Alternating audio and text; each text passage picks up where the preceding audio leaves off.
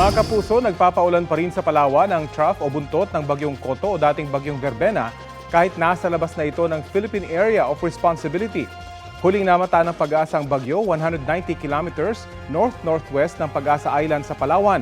Taglay ang lakas ng hangin na aabot sa 100 kilometro kada oras. Wala namang nakataas na wind signal sa alinmang panig ng bansa. May ilan pang weather systems ang magpapaulan sa Luzon, ang hanging amihan, easterlies at shear line.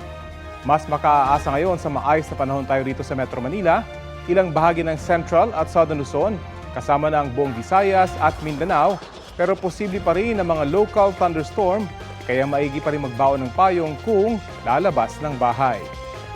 Light to moderate rains ang dapat paghandaan sa ilang bahagi ng Cagayan Valley Region, Cordillera, Palawan, Zambales, Quezon Province, Negros Island at Mindanao base sa rainfall forecast ng Metra Weather.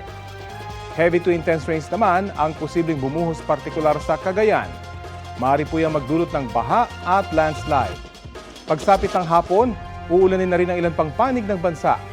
Umaga bukas at sa Linggo, Bonifacio Day, bahagyang huhupang ulan sa Cagayan Valley. Posible pa ring ulanin ang Palawan. Higit na mataas ang tsansa ng ulan sa maraming lugar sa bansa, kasama ang Metro Manila sa bandang hapon o gabi.